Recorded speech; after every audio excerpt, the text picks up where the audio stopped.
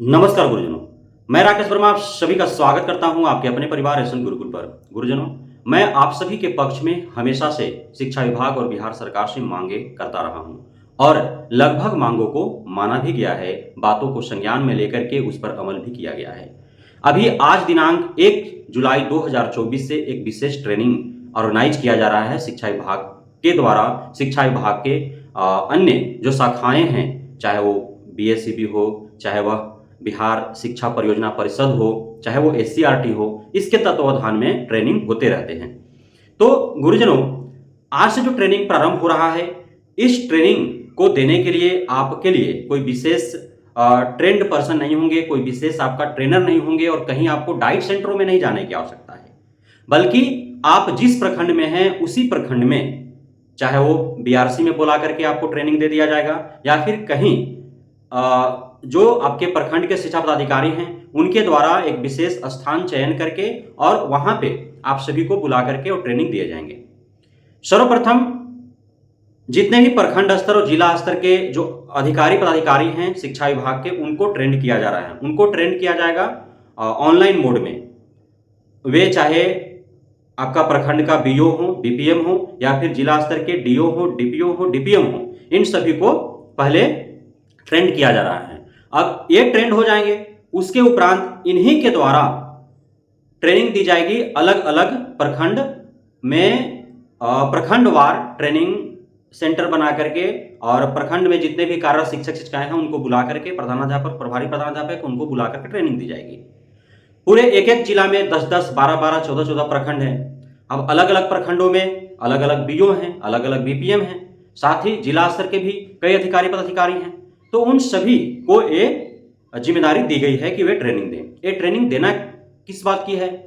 तो ये ट्रेनिंग आपका ई शिक्षा कोश मोबाइल ऐप से जुड़ी जानकारी के बारे में आपको प्रदान करने हैं। अब चूंकि आप सभी देख पा रहे हैं कि पिछले हफ्ते में जो ऑनलाइन अटेंडेंस बनाने की जो बातें हुई, तो ऑनलाइन अटेंडेंस बनाने में कितना कठिनाई हुआ, कितना परेशानियां हुआ।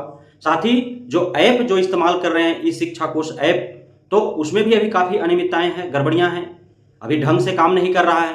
तो पहली प्राथमिकता तो है बिहार शिक्षा परियोजना परिषद का कि वो जो ऐप है, जो टेक्निकल फॉल्ट है उसमें, उसको दुरुस्त किया जाए। दूसरा कि बहुत ऐसे शिक्षक शिक्षिकाएं हैं जिनको ऐप अभी चलाना ही नहीं आ रहा है।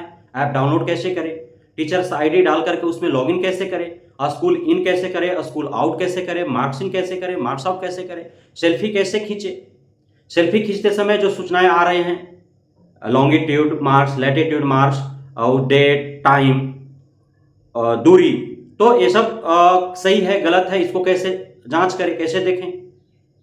तो ये सारे जो जानकारियां हैं उन जानकारियों को प्रदान करना कार्य है प्रखंड अधिकारियों को और जो जिला स्तर के अधिकारी हैं उन्हें।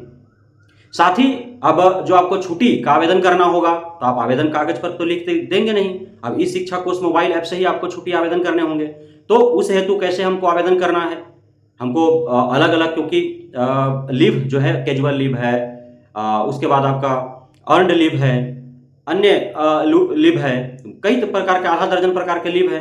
तो कौन से लीव को कैसे हमको आवेदन करना है, तो ये सारे आपको बताए जाएंगे। तो आज 1 जुलाई 2024 से 6 जुलाई 2024 पूरा हफ्ता जो है ट्रेनिंग आप सभी शिक्षक शिक्षिकाओं, प्रधानाध्यापक, प्रभारी प्रधानाध्यापकों को देना है। और ये 6 दिवसीय जो ट्रेनिंग है वह आपका प्रखंड स्तर में ही होना है और इसमें ई शिक्षा मोबाइल ऐप के बारे में एक एक बिंदु को आपको बताया जाएगा, सिखाया जाएगा, ताकि किसी को कोई तकलीफ ना हो।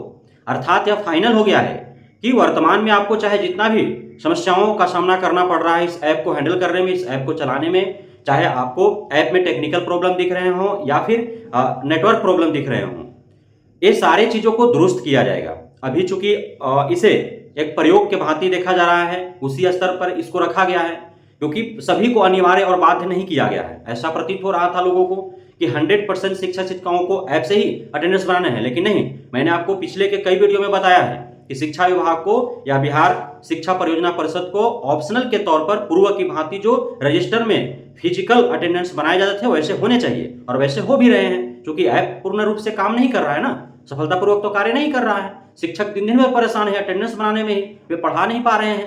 तो ऐसा कहा गया कि एक विद्यालय का कम से कम कोई एक शिक्षक को जो है ऑनलाइन अटेंडेंस हर हाल में बनाने हैं, नहीं तो फिर उस विद्यालय को बंद मानते हुए सभी को अनुपस्थित करा करके और उनको वेतन कटौती कर लिया जाएगा। बहुत ऐसे विद्यालय हैं जहां पे पूरे हफ्ता कोई ट्राई ही नहीं किया, किसी का हाजिरी बना ही नहीं, तो वहां पे कार्रवाई हुई है। ऐसे हजारों विद्यालय हैं, वहां पे कार्रवाई हुआ है। अब नहीं बन पा रहा है तो आप अपना जो है हाजिरी फिजिकली तौर पर पूर्व की भांति आप जो हाजिरी में आप बही खाता में करते थे वैसे आपको करना है, इसलिए आपको विशेष टेंशन लेने की आवश्यकता नहीं है। लेकिन आप कतई यह उम्मीद ना पालें कि पूर्व की भांति ही आपको वैसे ही लापरवाही करने के लिए मौका मिलेंगे। अब कोई लापरवाही नहीं चलेगा, दुरुस्त किया जा रहा है। टेक्निकली जो फॉल्ट है इस ऐप में उसको भी दूर किया जा रहा है, नेटवर्क जो प्रॉब्लम है उसे भी सरकार के संज्ञान में है, उसे भी दुरुस्त करने का प्रयास किया जा रहा है। तो आप सभी ट्रेनिंग लें, अवश्य ही इस ट्रेनिंग में भाग लें और आप सभी इस ऐप को चलाने के लिए जितने भी शिक्षक शिक्षिकाएं हैं, चाहे वो नियोजित हो, बीपीएससी हो, आप सभी इसे जो है सीखने का प्रयास करें। हर हाल में आपको अब ऐप से ही अटेंडेंस बनाने पड़ेंगे। बहुत बहुत धन्यवाद आप सभी गुरुजनों का हमारे साथ जुड़े रहने के लिए, बने रहने के लिए, इतना प्यार देने के लिए, हम पे भरोसा बना रखने के लिए। जय हिंद।